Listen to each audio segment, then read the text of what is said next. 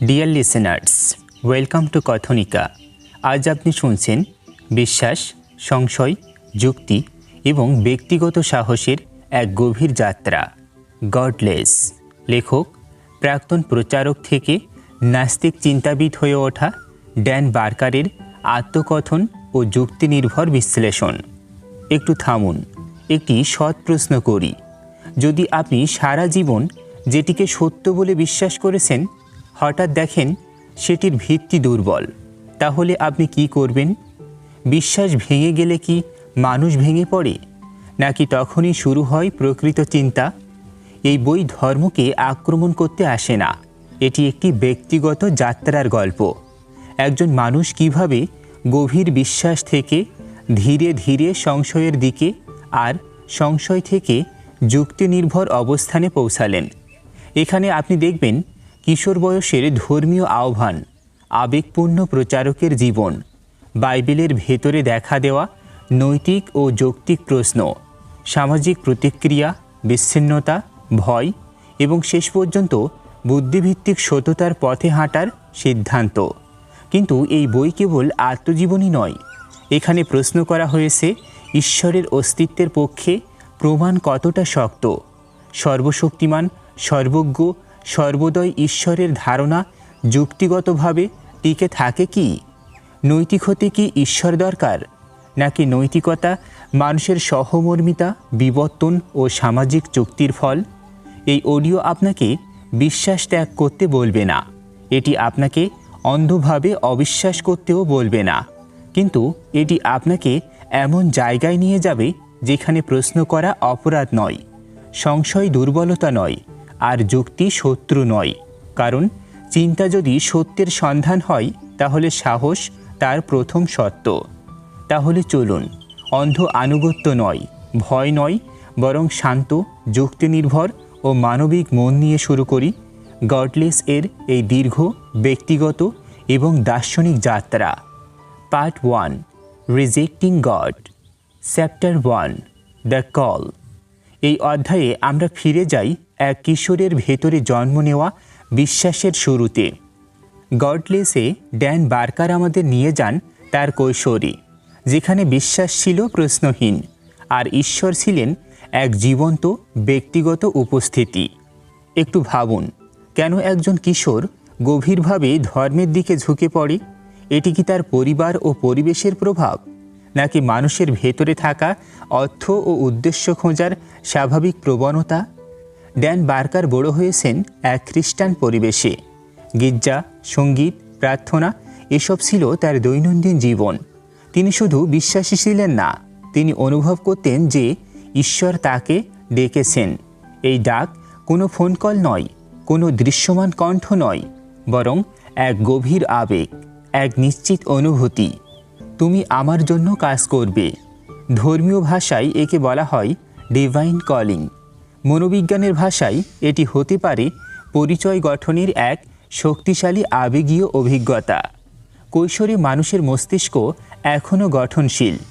অর্থ, উদ্দেশ্য, স্বীকৃতি এসবের প্রতি আকাঙ্ক্ষা প্রবল থাকে।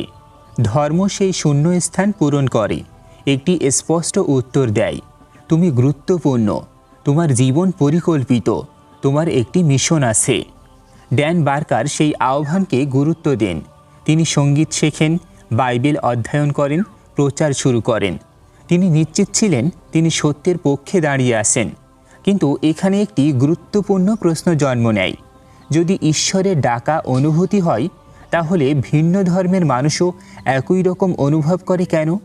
মুসলিম, হিন্দু, খ্রিস্টান সবাই কি আলাদা আলাদা সত্যের দ্বারা ডাকা হয়, নাকি মানুষের মস্তিষ্কই এমন অভিজ্ঞতা তৈরি করতে সক্ষম? এই অধ্যায়ে বার্কার কোনো সমালোচনা করেন না, তিনি কেবল সৎভাবে বলেন, আমি সত্যিই বিশ্বাস করতাম।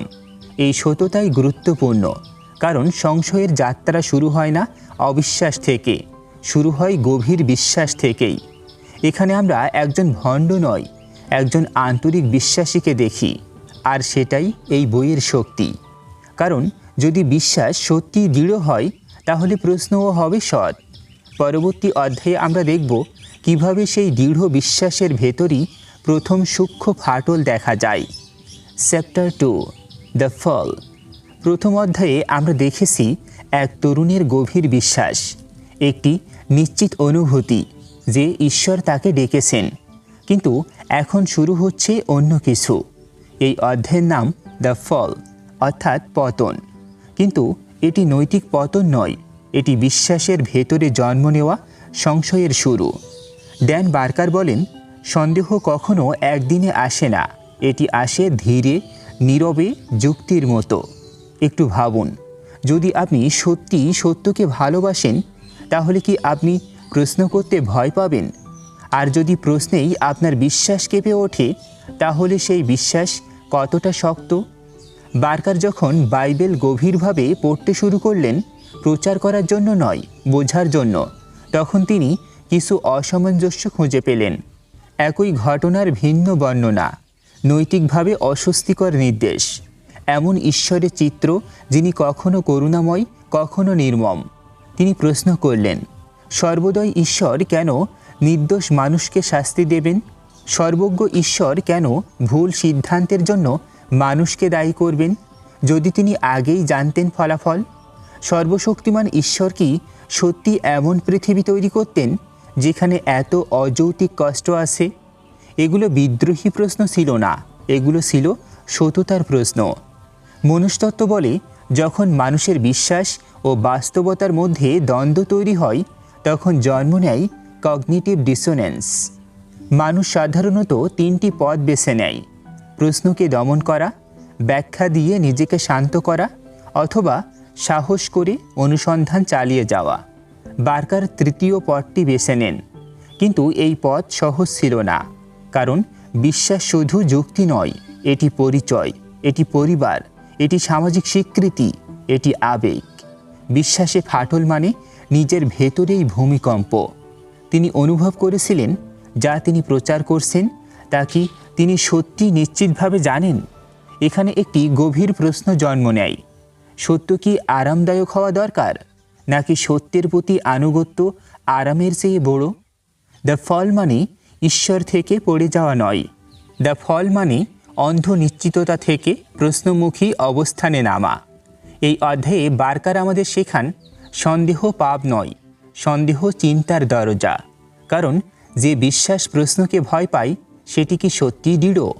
পরবর্তী অধ্যায়ে আমরা দেখব এই সংশয়ের সামাজিক ও ব্যক্তিগত মূল্য কতটা কঠিন হতে পারে। Chapter 3 the fall out. সন্দেহ জন্ম নেওয়া এক বিষয়, কিন্তু সেই সন্দেহ প্রকাশ করা আরেক বিষয়। এই অধ্যায়ের নাম দ্য ফল আউট, অর্থাৎ পরিণতি। বিশ্বাসের ভেতরে ফাটল ধরার পরে যা ঘটে, তার সামাজিক, পারিবারিক ও মানসিক অভিঘাত। ড্যান বার্কার আমাদের দেখান, বিশ্বাস ত্যাগ করা কেবল একটি বুদ্ধিভিত্তিক সিদ্ধান্ত নয়, এটি একটি সম্পর্কগত ভূমিকম্প। একটু ভাবুন, যদি আপনার পরিচয়ই হয় ধর্মপ্রচারক, তাহলে সেই পরিচয় ভেঙে গেলে আপনি কে থাকেন? যদি আপনার পরিবার, বন্ধু, সহকর্মী সবাই বিশ্বাসী হন, তাহলে আপনি কি একা হয়ে যাবেন না? বার্কার যখন ধীরে ধীরে স্বীকার করতে শুরু করলেন যে তিনি আর আগের মতো বিশ্বাসী নন, তখন শুরু হলো সামাজিক প্রতিক্রিয়া, হতাশা, অবিশ্বাস, অভিযোগ, তুমি পথভ্রষ্ট, তুমি প্রলোভনে পড়েছ, তুমি ঈশ্বরকে অস্বীকার করছো। কিন্তু একটি গুরুত্বপূর্ণ মনস্তাত্ত্বিক সত্য আছে, মানুষ যখন কারো বিশ্বাস পরিবর্তন দেখে, তখন সেটি শুধু মতের পরিবর্তন নয়, তাদের নিজেদের বিশ্বাসের জন্যও হুমকি হয়ে দাঁড়ায়। কারণ প্রশ্ন সংক্রামক। বার্কার শুধু ধর্মীয় সম্প্রদায় থেকে দূরে সরে যাচ্ছিলেন না, তিনি তার নিরাপদ সামাজিক বলয় থেকেও বিচ্ছিন্ন হচ্ছিলেন। বিশ্বাস হারানো মানে অনেক সময় সামাজিক গ্রহণযোগ্যতা হারানো, অর্থনৈতিক নিরাপত্তা হারানো, পরিচয়ের স্থিরতা হারানো। এখানে একটি গভীর মানবিক প্রশ্ন উঠে আসে, আমরা কি সত্যকে ভালোবাসি, নাকি আমরা স্বস্তিকে ভালোবাসি? যদি সত্যের পথে হাঁটা মানে একা হয়ে যাওয়া হয়, তাহলে আমরা কোন পথ বেছে নেব? দ্য ফল আউট অধ্যায়ে বার্কার আমাদের দেখান, নাস্তিক হওয়া মানে কেবল ঈশ্বরে অবিশ্বাস নয়, এটি একটি সাহসী অবস্থান যেখানে আপনি সামাজিক চাপের বিপরীতে দাঁড়ান। কিন্তু এই গল্প কষ্টের মধ্যেই শেষ হয় না, কারণ যখন পুরনো পরিচয় ভেঙে পড়ে তখনই নতুন পরিচয়ের জন্ম হয়।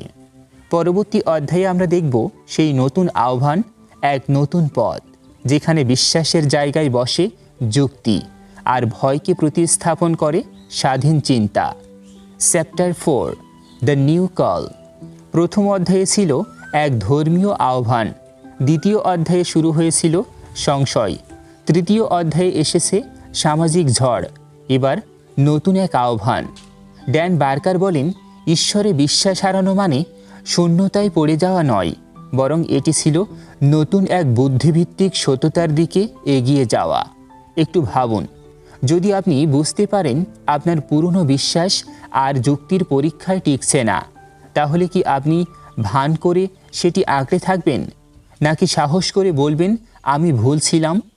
দ্য নিউ কল মানে ধর্মীয় ডাকা নয়, এটি হলো সত্যের প্রতি দায়বদ্ধতা। বার্কার উপলব্ধি করেন তিনি আর বিশ্বাস করতে পারছেন না, কিন্তু তিনি অসৎ হতেও চান না। তিনি সিদ্ধান্ত নেন যা তিনি সত্য বলে মনে করেন না তা আর প্রচার করবেন না। এই সিদ্ধান্ত সহজ ছিল না, কারণ এর অর্থ পেশা পরিবর্তন, পরিচয় পরিবর্তন, সামাজিক অবস্থান পরিবর্তন এবং এক নতুন লেভেল, অ্যাথিস্ট। এখানে একটি গুরুত্বপূর্ণ দার্শনিক প্রশ্ন উঠে আসে, নাস্তিকতা কি কেবল ঈশ্বর নেই বলা, নাকি এটি একটি পদ্ধতি যেখানে দাবির জন্য প্রমাণ চাই? বার্কারের নতুন আহ্বান ছিল বিশ্বাস নয়, প্রমাণ; ভয় নয়, স্বাধীন চিন্তা; অন্ধ আনুগত্য নয়, বুদ্ধিবৃত্তিক সততা। তিনি বুঝলেন নৈতিক হতে ঈশ্বর প্রয়োজন নেই, সহমর্মিতা, যুক্তি, সামাজিক চুক্তি এসবই নৈতিকতার ভিত্তি হতে পারে। এই অধ্যায়ে তিনি শত্রু হয়ে ওঠেন না, তিনি প্রচারক থেকে হয়ে ওঠেন অনুসন্ধানী। কারণ সত্য যদি মূল্যবান হয় তাহলে সেটি বিশ্বাসের চেয়ে বড়। দ্য নিউ কল আসলে মুক্তির গল্প, ভয় থেকে মুক্তি, অভিনয় থেকে মুক্তি, নিজেকে অসৎভাবে উপস্থাপন করার চাপ থেকে মুক্তি। কিন্তু এখানেই বই শেষ হয় না, কারণ এখন শুরু হবে আরও গভীর প্রশ্ন। কেন তিনি নিজেকে নাস্তিক বলেন? ঈশ্বর ধারণার যৌক্তিক সমস্যা কোথায়? আর বিজ্ঞান ও দর্শনের আলোয় বিশ্বাসকে কিভাবে বিচার করা যায়? পরবর্তী অংশে আমরা প্রবেশ করব যুক্তির আরও কঠিন বিশ্লেষণাত্মক পরিসরে। Part 2, why I am an atheist. Chapter 5, why I am an atheist. এবার আমরা প্রবেশ করছি বইয়ের সবচেয়ে সরাসরি অধ্যায়ে। এখানে আত্মজীবনী নয়, এখানে অবস্থান। ড্যান বার্কার স্পষ্টভাবে বলেন তিনি কেন নাস্তিক, কিন্তু তিনি শুরু করেন একটি গুরুত্বপূর্ণ পার্থক্য দিয়ে। নাস্তিকতা কোনো বিশ্বাস ব্যবস্থা নয়, এটি একটি দাবির প্রতি অস্বীকৃতি, যতক্ষণ না পর্যন্ত প্রমাণ পাওয়া যায়। একটু ভাবুন, যদি কেউ দাবি করে মহাবিশ্বের বাইরে এক সর্বশক্তিমান সত্তা আছে, তাহলে প্রমাণের দায়িত্ব কার? দাবিদারের নাকি সংশয়কারীর? বিজ্ঞানের একটি মৌলিক নীতি আছে, অসাধারণ দাবির জন্য অসাধারণ প্রমাণ প্রয়োজন। ড্যান বার্কার বলেন ঈশ্বরের অস্তিত্বের পক্ষে যে যুক্তিগুলো দেওয়া হয় সেগুলো হয় আবেগ নির্ভর, অথবা দার্শনিকভাবে দুর্বল, অথবা বৈজ্ঞানিকভাবে অপ্রমাণিত। তিনি প্রশ্ন করেন, শুধু আমরা কিছু জানি না বলেই কি ঈশ্বর বলাটা যৌক্তিক? অজ্ঞতার ফাঁক পূরণ করতে কি অতিপ্রাকৃত ধারণা দরকার? যদি কোনো কিছুর প্রমাণ না থাকে তাহলে সেটিকে সত্য বলে ধরা কি বুদ্ধিবৃত্তিকভাবে সৎ? এখানে একটি সূক্ষ্ম বিষয় আছে। নাস্তিকতা মানে আমি নিশ্চিত ঈশ্বর নেই এমন নয় সবসময়, বরং এটি বলতে পারে আমি বিশ্বাস করার মতো যথেষ্ট প্রমাণ পাইনি। এই অবস্থানটি বৈজ্ঞানিক মানসিকতার কাছাকাছি, কারণ বিজ্ঞান বলে বিশ্বাসের আগে পরীক্ষা, দাবির আগে প্রমাণ, নিশ্চয়তার আগে সংশয়। বার্কার আরও একটি প্রশ্ন তোলেন, যদি ঈশ্বর সর্বশক্তিমান, সর্বজ্ঞ ও সর্বদয় হন, তাহলে পৃথিবীর অনাবশ্যক কষ্ট কিভাবে ব্যাখ্যা করবেন? প্রাকৃতিক দুর্যোগ, রোগ, শিশু মৃত্যুর মতো ঘটনা এসব কি পরিকল্পিত নকশার অংশ? তিনি বলেন যখন ব্যাখ্যা হিসেবে ঈশ্বরের পরিকল্পনা ব্যবহার করা হয় তখন আমরা অনুসন্ধান থামিয়ে দেই, আর যখন অনুসন্ধান থামে তখন জ্ঞানও থেমে যায়। এই অধ্যায়ে বার্কার রাগান্বিত নন, তিনি ব্যঙ্গও করছেন না, তিনি কেবল একটি অবস্থান স্পষ্ট করছেন। আমি বিশ্বাস করি না, কারণ আমি যথেষ্ট প্রমাণ পাইনি। আমি প্রশ্ন করি, কারণ সত্য জানা আমার কাছে গুরুত্বপূর্ণ। এখানে একটি গভীর মানবিক প্রশ্ন উঠে আসে। আমরা কি সত্যকে ভালোবাসি, নাকি আমরা সান্ত্বনাকে ভালোবাসি? যদি কোনো বিশ্বাস আমাদের আরাম দেয় কিন্তু প্রমাণে দুর্বল হয়, তাহলে আমরা কোনটিকে বেছে নেব? এই অধ্যায় আমাদের শেখায় নাস্তিকতা কেবল অস্বীকার নয়, এটি এক বুদ্ধিবৃত্তিক সততা। পরবর্তী অধ্যায়ে আমরা দেখব ঈশ্বর ধারণার নির্দিষ্ট দার্শনিক সমস্যাগুলো কিভাবে বিশ্লেষণ করা যায়। Chapter 6, refuting God. এবার আমরা প্রবেশ করছি আরও কঠিন অঞ্চলে। এখানে ব্যক্তিগত অনুভূতি নয়, এখানে যুক্তির পরীক্ষাগার। ড্যান বার্কার চেষ্টা করেন ঈশ্বর ধারণাটিকে বিশ্লেষণ করতে, আবেগ দিয়ে নয়, যুক্তির আলোয়। একটু ভাবুন, ঈশ্বর বলতে আমরা কি বুঝি? একটি নির্দিষ্ট সংজ্ঞা আছে, নাকি প্রয়োজন অনুযায়ী সংজ্ঞা বদলে যায়? ড্যান বার্কার বলেন, ঈশ্বরকে সাধারণত 3টি বৈশিষ্ট্যে সংজ্ঞায়িত করা হয়: সর্বশক্তিমান, সর্বজ্ঞ, সর্বদয়। কিন্তু এই 3টি একসাথে যুক্তিগতভাবে টিকে থাকে কি? তিনি ক্লাসিক প্রবলেম অফ ইভিল এর কথা বলেন। যদি ঈশ্বর সর্বশক্তিমান হন, তাহলে তিনি কষ্ট থামাতে পারেন। যদি সর্বজ্ঞ হন, তাহলে তিনি জানেন কোথায় কষ্ট হচ্ছে। যদি সর্বদয় হন, তাহলে তিনি কষ্ট থামাতে চাইবেন। তাহলে পৃথিবীতে অনাবশ্যক কষ্ট কেন? এখানে অনেক ধর্মতাত্ত্বিক উত্তর আছে। স্বাধীন ইচ্ছা, ঈশ্বরের বৃহত্তর পরিকল্পনা, মানুষের পাপ। কিন্তু বার্কার প্রশ্ন করেন, একটি শিশুর ক্যান্সার কি স্বাধীন ইচ্ছার ফল? ভূমিকম্পে মৃত্যুকে কি নৈতিক ব্যর্থতা বলা যায়? প্রকৃতির অন্ধ প্রক্রিয়াকে কি নৈতিক শিক্ষার অংশ বলা যায়? আরেকটি যুক্তি তিনি পরীক্ষা করেন, গড অব দ্য গ্যাপস। যেখানে বিজ্ঞান এখনও ব্যাখ্যা দেয়নি, সেখানে বলা হয় ঈশ্বর করেছেন। কিন্তু ইতিহাস দেখায় অনেক ঈশ্বরীয় ব্যাখ্যা পরে বৈজ্ঞানিকভাবে ব্যাখ্যাত হয়েছে। বজ্রপাত, রোগ, গ্রহের গতি। তাহলে প্রশ্ন, অজ্ঞতার জায়গায় ঈশ্বর বসানো কি সত্যিকারের ব্যাখ্যা, নাকি এটি অনুসন্ধান থামানোর কৌশল? বার্কার আরও বলেন, ঈশ্বর ধারণা প্রায়ই পরীক্ষার বাইরে রাখা হয়।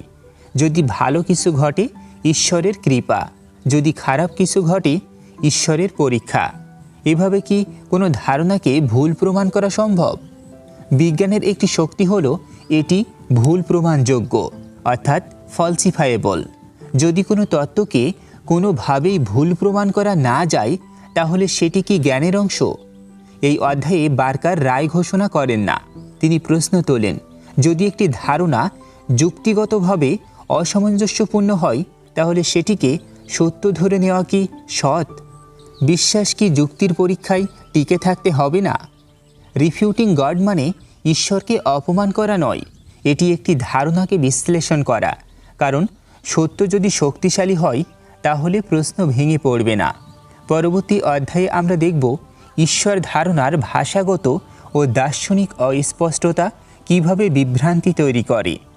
চ্যাপ্টার 7, অমনি অ্যাকুয়াস। এই অধ্যায়ের শিরোনাম একটু কৌতুকপূর্ণ, অমনি অ্যাকুয়াস।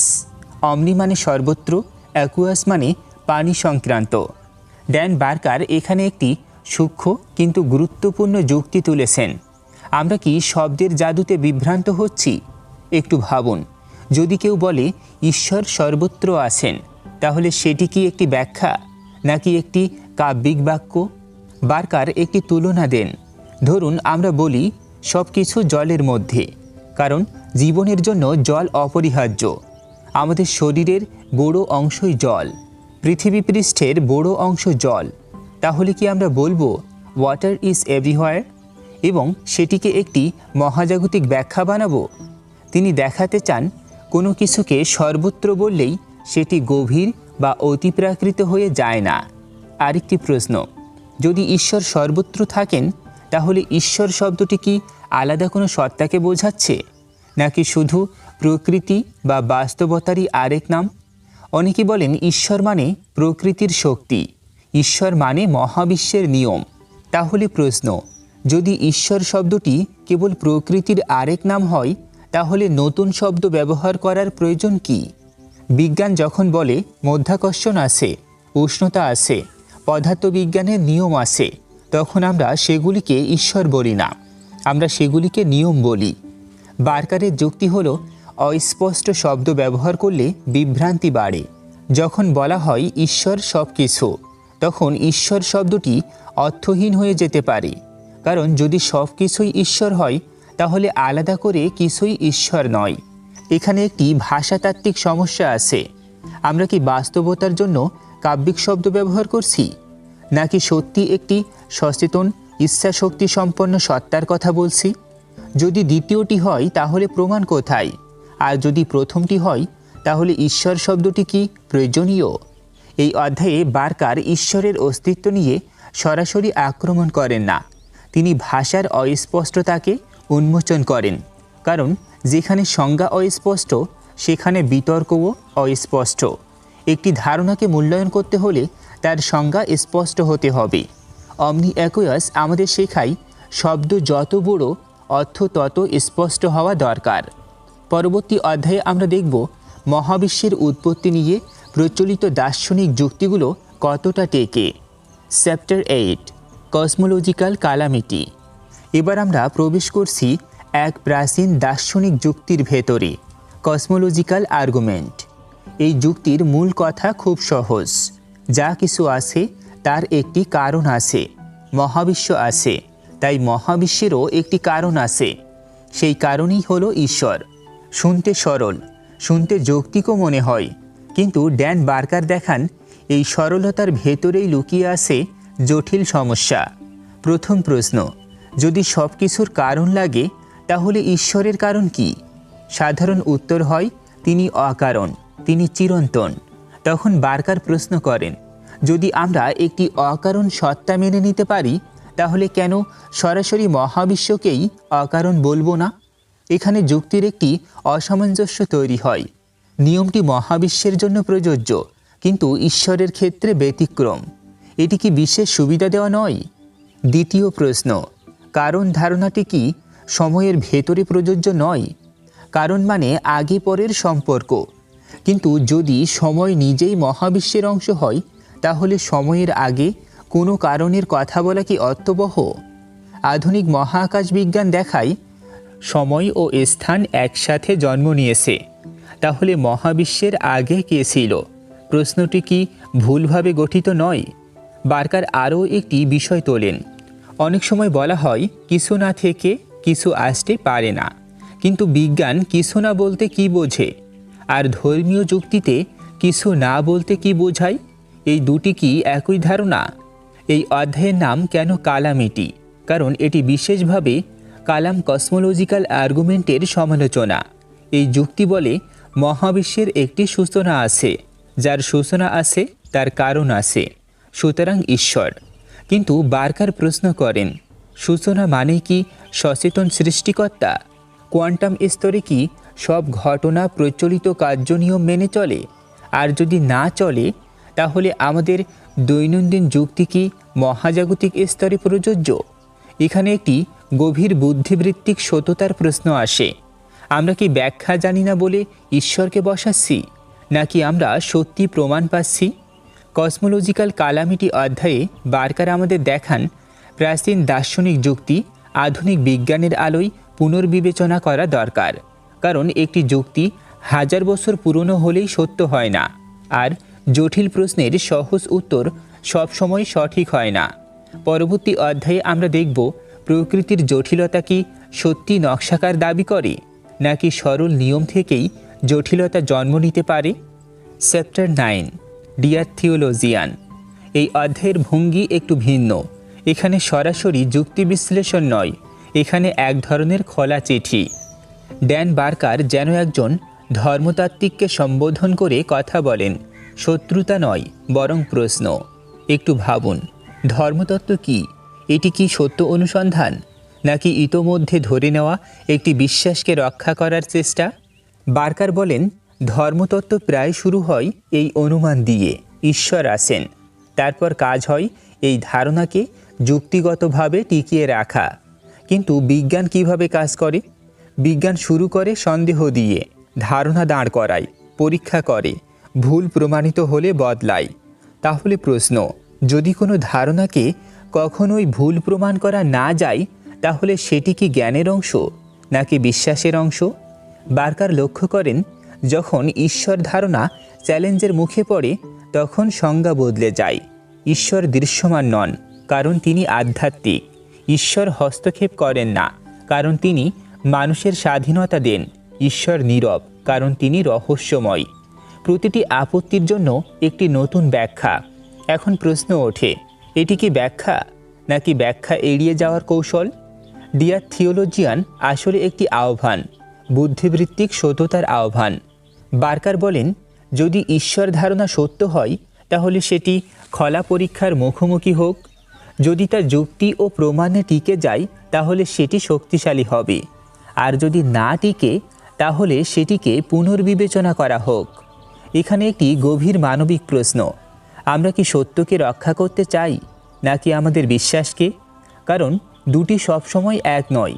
এই অধ্যায়ে বার্কার কারও ব্যক্তিগত বিশ্বাসকে অপমান করেন না। তিনি শুধু বলেন, সত্য যদি সত্য হয় তবে সেটি প্রশ্নকে ভয় পাবে না, এবং যদি প্রশ্নে ভেঙে পড়ে তবে হয়তো সেটি পুনর্গঠন করার সময় এসেছে। এরপর আমরা প্রবেশ করব আরও বৈজ্ঞানিক আলোচনায়, বিবর্তন, নকশা এবং মানুষের ধর্মীয় প্রবণতার উৎস নিয়ে। Part 3, what's wrong with Christianity, chapter 10, the Bible and morality. এবার আমরা প্রবেশ করছি আরও স্পর্শকাতর অঞ্চলে। এখানে প্রশ্ন তোলা হচ্ছে শুধু ঈশ্বর ধারণা নিয়ে নয়, বরং একটি নির্দিষ্ট ধর্মগ্রন্থের নৈতিক ভিত্তি নিয়ে। ড্যান বার্কার আলোচনা করেন, নৈতিকতার উৎস কি সত্যি বাইবেল? অনেকে বলেন, বাইবেল ছাড়া নৈতিকতা সম্ভব নয়, ঈশ্বর ভালো মন্দ নির্ধারণ করেন। কিন্তু বার্কার প্রশ্ন করেন, বাইবেলের সব নির্দেশ কি আমরা আজও নৈতিক বলে মানি? যদি না মানি, তাহলে কোন মানদণ্ডে বেছে নেই? তিনি উল্লেখ করেন, বাইবেলের কিছু অংশে দাসপ্রথা, সহিংসতা, কঠোর শাস্তির অনুমোদন রয়েছে। কিছু আয়াতে নারীর অধীনতা, ধর্মত্যাগের শাস্তি, এমনকি গণহত্যার বর্ণনাও আছে। এখানে একটি মৌলিক প্রশ্ন উঠে আসে, যদি একটি গ্রন্থ ঈশ্বর প্রদত্ত ও পরম নৈতিক হয়, তাহলে কেন তার ভেতরে এমন নৈতিক দ্বন্দ্ব? বার্কার একটি দার্শনিক সমস্যার কথা তোলেন, যাকে বলা হয় ইউথিফ্রো ডাইলেমা। কিছু কি ভালো কারণ ঈশ্বর তা আদেশ করেছেন, নাকি ঈশ্বর আদেশ করেন কারণ তা আগে থেকেই ভালো? যদি প্রথমটি সত্য হয়, তাহলে নৈতিকতা স্বেচ্ছাচারী। ঈশ্বর যা বলবেন সেটাই ভালো, ইভেন যদি তা নিষ্ঠুর হয়। আর যদি দ্বিতীয়টি সত্য হয়, তাহলে ভালো মন্দের মানদণ্ড ঈশ্বরের বাইরে বিদ্যমান, অর্থাৎ নৈতিকতা ঈশ্বর নির্ভর নয়। এখানে বার্কারের মূল বক্তব্য হল, নৈতিকতা সময়ের সাথে বিকশিত হয়েছে, সমাজ, সহমর্মিতা, অভিজ্ঞতা এসবের মাধ্যমে। আমরা আজ দাসপ্রথা প্রত্যাখ্যান করি, নারী পুরুষ সমতা সমর্থন করি, শিশু নির্যাতনকে অপরাধ বলি। এই নৈতিক অগ্রগতি কি গ্রন্থ অপরিবর্তিত থাকলেও মানুষের বিবর্তনের ফল নয়? একটু ভাবুন, আমরা কি বাইবেলকে নৈতিকতার মানদণ্ডে বিচার করি, নাকি আমরা আমাদের মানবিক মূল্যবোধ দিয়ে বাইবেলকে বিচার করি? এই অধ্যায়ে বার্কার বলেন, নৈতিক হতে ঈশ্বর দরকার নেই, মানবিক সহমর্মিতা, যুক্তি এবং সামাজিক চুক্তি যথেষ্ট ভিত্তি। কারণ যদি কোনো আদেশ অমানবিক হয়, তাহলে ঐশী বলে কি তা গ্রহণযোগ্য হয়ে যায়? এই অধ্যায় আমাদের অস্বস্তিকর প্রশ্নের সামনে দাঁড় করায়। নৈতিকতা কি আকাশ থেকে নেমে আসে, নাকি মানুষ তা তৈরি ও পরিশীলিত করে? পরবর্তী অধ্যায়ে আমরা দেখব ধর্মীয় পাঠের সহিংস বর্ণনাগুলো কিভাবে ব্যাখ্যা করা হয় এবং সেগুলো আমাদের নৈতিক চেতনায় কী প্রভাব ফেলে। Chapter 11, murder, he wrote. এই অধ্যায়ের শিরোনামই ইঙ্গিতপূর্ণ, মার্ডার, হি রোড। এখানে প্রশ্ন তোলা হচ্ছে, যে ঈশ্বরকে সর্বদয় বলা হয়, ধর্মগ্রন্থে তার নামে যে সহিংসতার বর্ণনা আছে, সেগুলো আমরা কিভাবে বুঝব? ড্যান বার্কার বাইবেলের এমন কিছু ঘটনার দিকে নজর দেন যেখানে ঈশ্বরের আদেশে যুদ্ধ, ধ্বংস, এমনকি গণহত্যার বিবরণ পাওয়া যায়।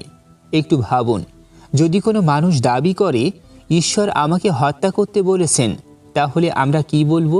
আমরা বলবো এটি বিপজ্জনক, এটি নৈতিকভাবে অগ্রহণযোগ্য। কিন্তু যখন একই ধারণা ধর্মগ্রন্থে আসে তখন সেটি কি পবিত্র হয়ে যায়?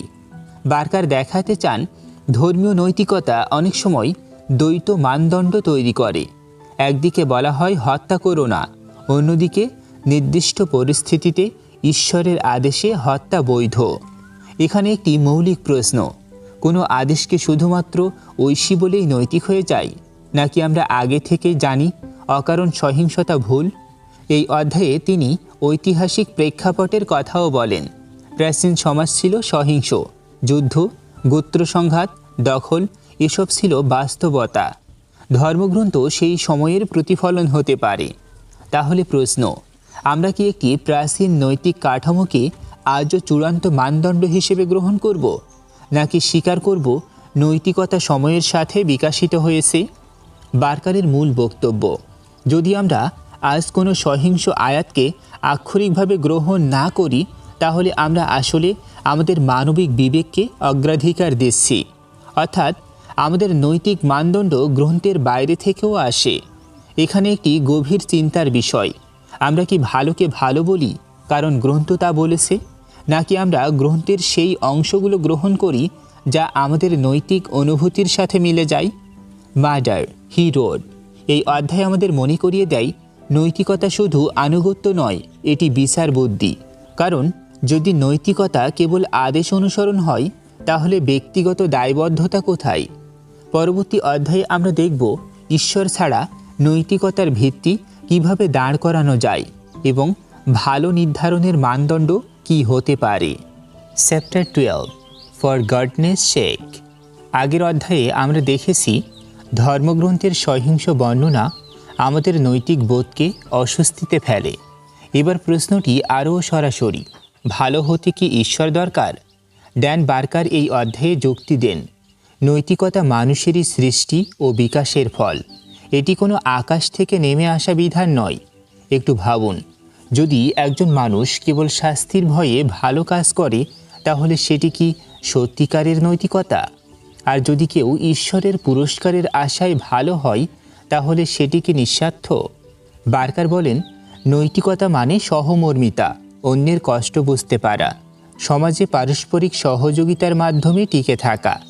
বিবর্তনীয় মনোবিজ্ঞান দেখায় সহযোগিতা, পরোপকারিতা, ন্যায়বোধ এসব সামাজিক প্রাণীর মধ্যে বিকশিত হয়েছে, কারণ এগুলো টিকে থাকতে সাহায্য করে। অর্থাৎ আমরা ভালো হতে শিখেছি কারণ এটি কার্যকর, এটি সামাজিকভাবে উপকারী, এটি মানবিকভাবে যুক্তিসঙ্গত। এখানে একটি গুরুত্বপূর্ণ দার্শনিক প্রশ্ন, যদি ঈশ্বর না থাকেন তাহলে কি সব কিছু বৈধ? বার্কার বলেন না, কারণ নৈতিকতা নির্ভর করে কষ্ট কমানো, সুখ ও কল্যাণ বাড়ানো, পারস্পরিক সম্মান, যুক্তি ও সহমর্মিতার ওপর। আইন, সমাজ, বিবেক এসবই নৈতিকতার বাস্তব কাঠামো তৈরি করে। তিনি আরও বলেন, নাস্তিকরা কি অপরাধে বেশি জড়িত?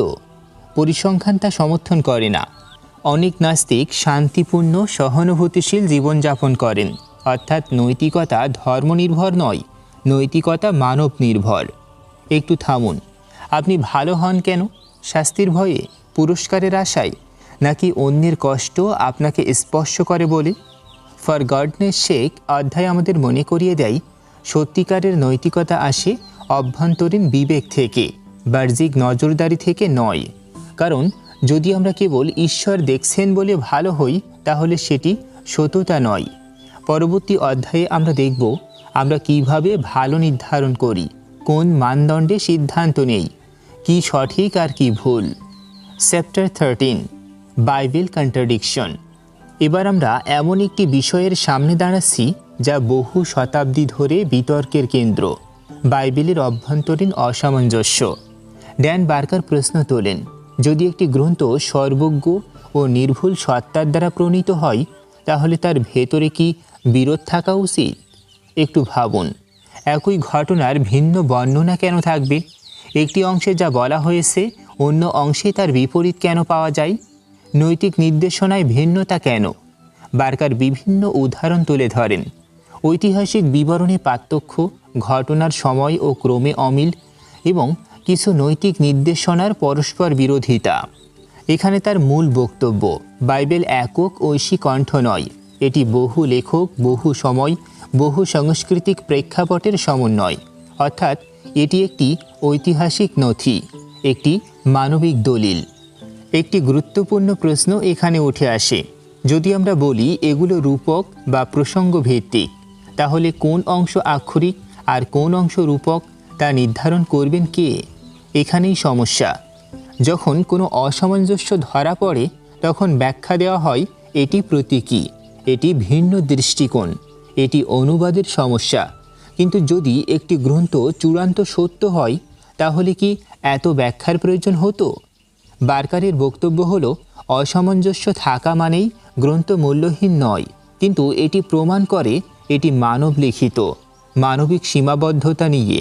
এখানে একটি গভীর প্রশ্ন, আমরা কি গ্রন্থকে নির্ভুল ধরে নিয়ে ব্যাখ্যা মানিয়ে নেই, নাকি আমরা তথ্য দেখে সিদ্ধান্ত নেই? যদি একটি বইতে ঐতিহাসিক বা নৈতিক অসামঞ্জস্য থাকে তাহলে সেটিকে অপরিবর্তনীয় নৈতিক মানদণ্ড হিসেবে ব্যবহার করা কি যুক্তিসঙ্গত? বাইবেল কন্ট্রাডিকশন অধ্যায় আমাদের শেখায়, প্রশ্ন করা মানে অসম্মান নয়, প্রশ্ন করা মানে সত্যের প্রতি দায়বদ্ধতা। কারণ যদি কোনো দাবি সত্য হয় তবে তা বিশ্লেষণে টিকে যাবে। পরবর্তী অধ্যায়ে আমরা দেখব এই অসামঞ্জস্যগুলো কিভাবে ব্যাখ্যা করা হয় এবং সেই ব্যাখ্যাগুলোর যুক্তিগত শক্তি কতটা। Chapter 14, understanding the discrepancy. আগের অধ্যায়ে আমরা দেখেছি ধর্মগ্রন্থে অসামঞ্জস্য বা বিরোধের প্রশ্ন। এবার প্রশ্নটি আরও সূক্ষ্ম, এই অসামঞ্জস্যগুলো আমরা কিভাবে বুঝব? ড্যান বার্কার দেখান, ধর্মতাত্ত্বিক ব্যাখ্যার একটি বড় অংশ ব্যয় হয় এই বিরোধগুলোকে সামঞ্জস্যপূর্ণ দেখানোর চেষ্টায়। ধরুন একই ঘটনার দুইটি বর্ণনা আছে কিন্তু বিবরণ ভিন্ন, তখন বলা হয় দুই লেখক দুই দৃষ্টিকোণ দিয়েছেন, প্রতীকী অর্থে বলা হয়েছে, অনুবাদে সমস্যা। এগুলো কি সম্ভব? হ্যাঁ, সম্ভব। কিন্তু প্রশ্ন হলো, যদি একটি গ্রন্থকে আমরা নির্ভুল ও ঐশী বলি তাহলে কেন মানবিক ভুলের মতো ব্যাখ্যার আশ্রয় নিতে হবে? বার্কার বলেন, অসামঞ্জস্যকে ব্যাখ্যা করা যায় কিন্তু অস্বীকার করা যায় না। এখানে একটি গুরুত্বপূর্ণ মনস্তাত্ত্বিক বিষয় আছে, কনফার্মেশন বায়াস। আমরা যা বিশ্বাস করি তাকে সমর্থন করে এমন তথ্য গ্রহণ করি, যা বিরোধ করে তাকে ব্যাখ্যা দেই বা পাশ কাটাই। একটু ভাবুন, যদি কোনো সাধারণ বইয়ে এমন অসামঞ্জস্য থাকতো তাহলে আমরা কি বলতাম? সেটিকে কি ঐশী রহস্য বলতাম? বার্কারের মূল বক্তব্য, বাইবেল একটি ঐতিহাসিক নথি হিসেবে পড়লে এর ভিন্নতা স্বাভাবিক, কারণ এটি বহু লেখকের বহু যুগের ফল। কিন্তু যদি একে নিখুঁত অপরিবর্তনীয় সত্য হিসেবে ধরা হয় তাহলে প্রতিটি অসামঞ্জস্য বড় হয়ে ওঠে। এখানে একটি গভীর প্রশ্ন, আমরা কি ব্যাখ্যাকে তথ্যের উপর বসাচ্ছি নাকি তথ্য দেখে ব্যাখ্যা তৈরি করছি? আন্ডারস্ট্যান্ডিং ডিসক্রিপেন্সি অধ্যায় আমাদের শেখায়, সম্মান মানে অন্ধতা নয়, বিশ্বাস মানে বিশ্লেষণ থেকে অব্যাহতি নয়। কারণ যদি সত্য শক্তিশালী হয় তবে তা ব্যাখ্যার উপর নির্ভর করবে না, তথ্য নিজেই তার ভিত্তি হবে। পরবর্তী অধ্যায়ে আমরা প্রবেশ করব আরও বিতর্কিত অঞ্চলে, ঐতিহাসিক যিশুর অস্তিত্ব ও পুনরুত্থান প্রসঙ্গে। Chapter 15, did Zeus exist? এবার আমরা প্রবেশ করছি এক ঐতিহাসিক প্রশ্নে, ধর্মতাত্ত্বিক নয়, ঐতিহাসিক। যিশু কি সত্যি ছিলেন? ড্যান বার্কার এই প্রশ্নটিকে আবেগ দিয়ে নয়, ঐতিহাসিক পদ্ধতিতে বিচার করতে বলেন। প্রথমে একটি বিষয় পরিষ্কার করা দরকার। অনেক ইতিহাসবিদ মনে করেন একজন ঐতিহাসিক যিশু একজন ইহুদি প্রচারক সম্ভবত ছিলেন, কিন্তু প্রশ্নটি আরও নির্দিষ্ট, আমাদের হাতে কী ধরনের প্রমাণ আছে? সেগুলো কতটা নির্ভরযোগ্য? নতুন নিয়মের গসপেলগুলো লেখা হয়েছে ঘটনার কয়েক দশক পরে, সেগুলো ধর্মীয় বিশ্বাস দ্বারা প্রভাবিত দলিল, অর্থাৎ এগুলো নিরপেক্ষ জীবনী নয়, বিশ্বাসভিত্তিক বর্ণনা। বার্কার প্রশ্ন করেন, যেসব অলৌকিক ঘটনার কথা বলা হয় সেগুলোর ঐতিহাসিক প্রমাণ কোথায়? একই যুগে অন্যান্য অলৌকিক দাবিও তো ছিল, তাহলে আমরা কোনটি গ্রহণ করব? এখানে একটি গুরুত্বপূর্ণ পার্থক্য আছে, ঐতিহাসিক যিশু এবং ধর্মীয় খ্রিস্ট এই দুইটি কি একই? একজন হতে পারেন প্রভাবশালী শিক্ষক, অন্যজন হতে পারেন ঈশ্বরপুত্র, অলৌকিক ক্ষমতা সম্পন্ন। ঐতিহাসিক গবেষণা প্রথমটিকে পরীক্ষা করতে পারে, দ্বিতীয়টি বিশ্বাসের ক্ষেত্র। বার্কার বলেন অসাধারণ দাবির জন্য অসাধারণ প্রমাণ দরকার, আর অলৌকিক দাবি সাধারণ ইতিহাসের মতো যাচাই করা কঠিন। এখানে একটি গভীর প্রশ্ন উঠে আসে, আমরা কি প্রমাণের ভিত্তিতে বিশ্বাস করি, নাকি আগে বিশ্বাস করি তারপর প্রমাণ খুঁজি? ডিড জিউস এক্সিস্ট অধ্যায় আমাদের শেখায় কোনো ঐতিহাসিক ব্যক্তিত্বের অস্তিত্ব নিয়ে প্রশ্ন তোলা অসম্মান নয়, এটি অনুসন্ধান। কারণ ইতিহাস হলো দলিল, তুলনা, সমালোচনা, বিশ্বাস নয়। পরবর্তী অধ্যায়ে আমরা দেখব পুনরুত্থানের দাবিটি কতটা ঐতিহাসিকভাবে টিকে থাকতে পারে। Chapter 16, did Zeus really rise from the dead? এবার আমরা পৌঁছেছি খ্রিস্ট ধর্মের কেন্দ্রীয় দাবিতে, পুনরুত্থান। যিশু কি সত্যিই মৃত্যুর পর জীবিত হয়েছিলেন? ড্যান বার্কার এই প্রশ্নটিকে বিশ্বাসের জায়গা থেকে নয়, ঐতিহাসিক ও যুক্তিগত বিশ্লেষণের আলোয় দেখতে বলেন। কারণ যদি পুনরুত্থান সত্য হয়, তাহলে সেটি প্রকৃতির নিয়মের বাইরের একটি ঘটনা, অর্থাৎ অলৌকিক। এখানে প্রথম প্রশ্ন, অলৌকিক ঘটনা কি ইতিহাসের মাধ্যমে প্রমাণ করা সম্ভব? ইতিহাস নির্ভর করে দলিল, সাক্ষ্য, তুলনা ও সম্ভাবনার ওপর। কিন্তু অলৌকিক ঘটনা প্রকৃতির নিয়ম ভাঙে, তাহলে কিভাবে যাচাই করব? গসপেলগুলোর বর্ণনা এক নয়, খালি কবরের বিবরণে পার্থক্য আছে। কে প্রথম দেখেছিল, কখন দেখেছিল, এসব নিয়ে ভিন্নতা আছে। বার্কার প্রশ্ন করেন, যদি এটি মানব ইতিহাসের সবচেয়ে গুরুত্বপূর্ণ ঘটনা হয়, তাহলে কেন বর্ণনায় এত অসামঞ্জস্য? আরেকটি গুরুত্বপূর্ণ বিষয়, পুনরুত্থানের বিশ্বাস কি প্রত্যক্ষ প্রমাণের ফল, নাকি বিশ্বাসের সম্প্রসারণ?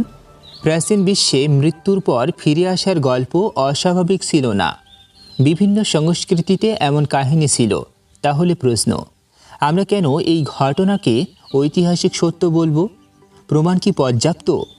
বার্কার এখানে একটি নীতির কথা মনে করিয়ে দিন, অসাধারণ দাবির জন্য অসাধারণ প্রমাণ প্রয়োজন।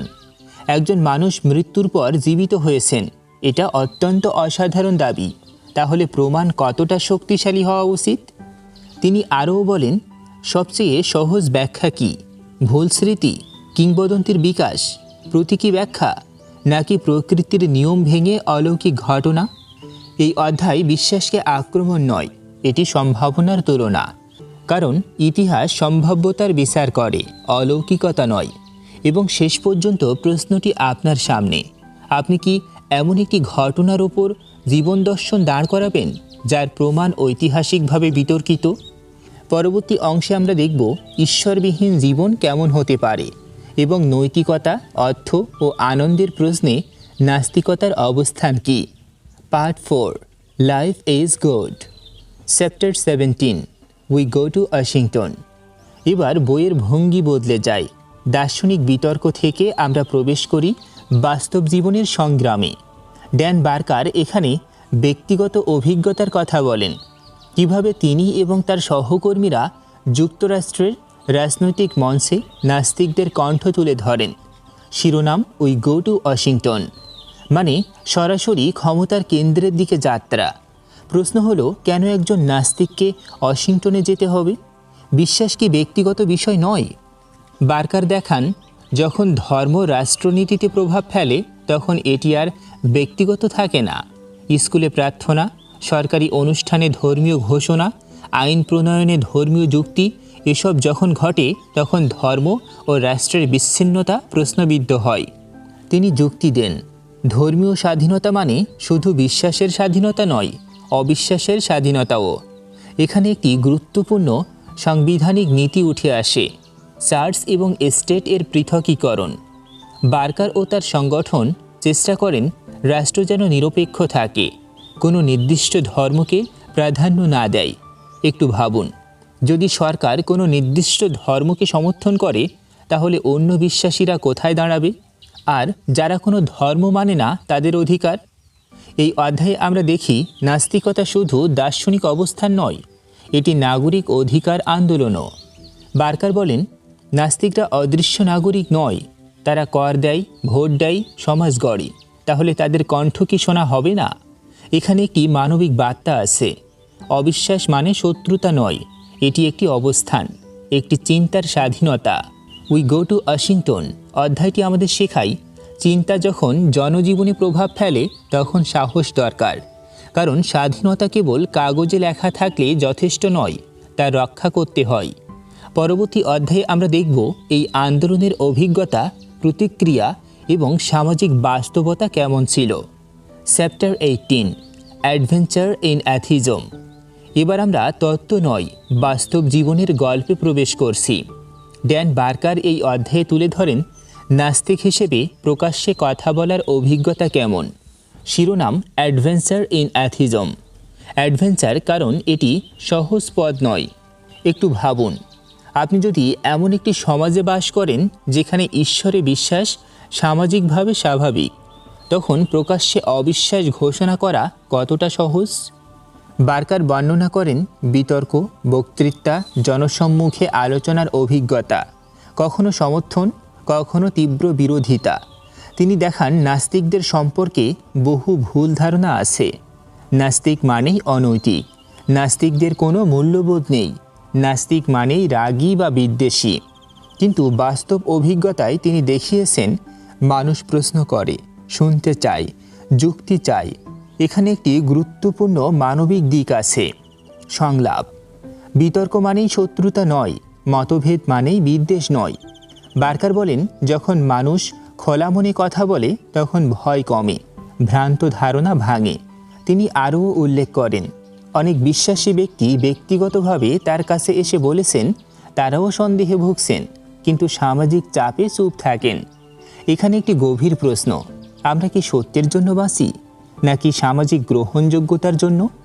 অ্যাডভেঞ্চার ইন অ্যাথিজম দেখায় নাস্তিকতা নিছক বুদ্ধিবৃত্তিক অবস্থান নয়, এটি সামাজিক সাহসের বিষয়।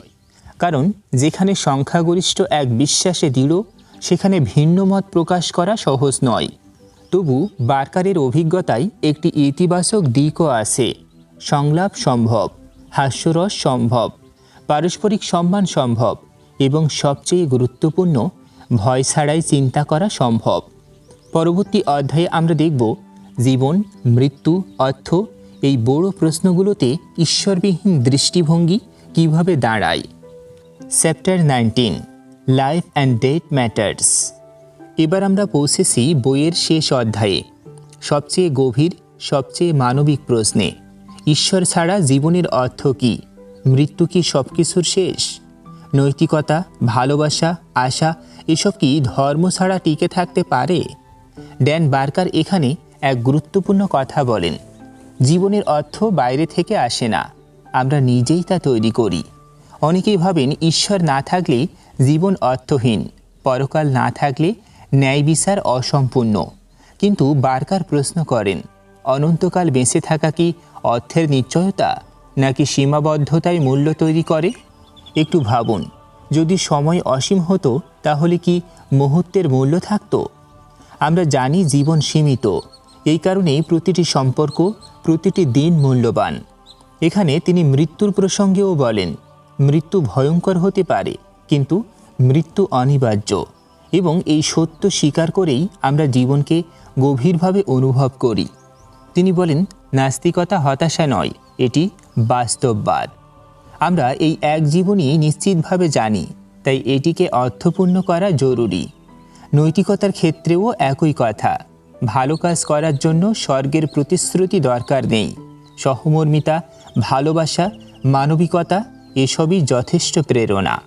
একটি গুরুত্বপূর্ণ প্রশ্ন এখানে, আপনি কি ভালোবাসবেন কারণ ঈশ্বর দেখছেন, নাকি কারণ আপনি সত্যিই ভালোবাসেন? লাইফ অ্যান্ড ডেথ ম্যাটার্স অধ্যায় আমাদের মনে করিয়ে দেয় জীবনের অর্থ তৈরি হয় সম্পর্ক থেকে, সৃষ্টি থেকে, কৌতূহল থেকে, সত্য অনুসন্ধান থেকে, এবং মৃত্যু তার জীবনকে সীমাবদ্ধ করে কিন্তু অর্থহীন করে না, কারণ সীমাবদ্ধতার ভেতরেই গভীরতা জন্ম নেয়। এখানেই বইয়ের একটি মানবতাবাদী বার্তা স্পষ্ট, স্বর্গের অপেক্ষায় নয়, এই পৃথিবীতেই ভালো পৃথিবী তৈরি করুন, কারণ আমাদের হাতে যে সময় আছে সেটি সবচেয়ে মূল্যবান সম্পদ। ডিয়ার লিসেনার্স, আপনি শুনছিলেন বিশ্বাস, সংশয় ও মানবতাবাদের গভীর অনুসন্ধান, ড্যান বার্কারের লেখা গডলেসের সম্পূর্ণ বাংলা অডিও এক্সপ্লেনেশন শুধুমাত্র কথনিকাতে। এই দীর্ঘ যাত্রায় আমরা কোনো বিশ্বাসকে আঘাত করতে আসিনি, আমরা এসেছি বুঝতে। আমরা দেখেছি কিভাবে এক ধর্মপ্রচারক ধীরে ধীরে সংশয়ের পথে হাঁটলেন, কিভাবে যুক্তি, ইতিহাস ও বিশ্লেষণের আলোয় ধর্মীয় দাবিগুলো পরীক্ষা করা যায় এবং কিভাবে ঈশ্বরবিহীন জীবনও অর্থপূর্ণ, নৈতিক ও আনন্দময় হতে পারে। এই বই আমাদের একটি গুরুত্বপূর্ণ সত্য মনে করিয়ে দেয়। অবিশ্বাস মানে শূন্যতা নয়, এটি চিন্তার স্বাধীনতা। এই অনুসন্ধান আমাদের সামনে কয়েকটি গভীর প্রশ্ন রেখে যায়। নৈতিকতা কি ঈশ্বর নির্ভর, নাকি মানবিক সহমর্মিতার ফল? অলৌকিক দাবিকে আমরা কি মানদণ্ডে বিচার করব? এবং সবচেয়ে গুরুত্বপূর্ণ, আমরা কি সাহস করে প্রশ্ন করতে প্রস্তুত? এই বই কোনো চূড়ান্ত উত্তর দেয় না, কিন্তু এটি শেখায় সংশয় চিন্তার শুরু নয়, যুক্তি বিশ্বাসের প্রতিদ্বন্দ্বী নয়। কিন্তু এটি শেখায় সংশয় চিন্তার শুরু নয়, যুক্তি বিশ্বাসের প্রতিদ্বন্দ্বী নয়, আর সত্য ভয় পায় না প্রশ্নকে। আপনি ঈশ্বরে বিশ্বাস করুন বা না করুন, কিন্তু নিজের বিবেক, যুক্তি ও মানবিকতাকে কখনো ত্যাগ করবেন না। কারণ বিশ্বাস যদি প্রশ্নকে ভয় পায়, তবে বিশ্বাস দুর্বল হয়, আর সত্য সবসময় আলোচনায় টিকে থাকে। প্রিয় শ্রোতা, ভিডিওটি ভালো লাগলে লাইক দিন, চিন্তাশীল মানুষদের সাথে শেয়ার করুন এবং এমন আরও গভীর বই বিশ্লেষণ শুনতে কথনিকাতে সাবস্ক্রাইব করুন। কমেন্টে অবশ্যই লিখবেন, ঈশ্বর ছাড়া জীবন আপনার কাছে কি শূন্য, নাকি আরও মুক্ত? মনে রাখবেন, মানুষ প্রশ্ন করে, মানুষ শেখে, আর প্রশ্নের মাধ্যমেই মানুষ নিজেই নিজের সীমা অতিক্রম করে। ধন্যবাদ।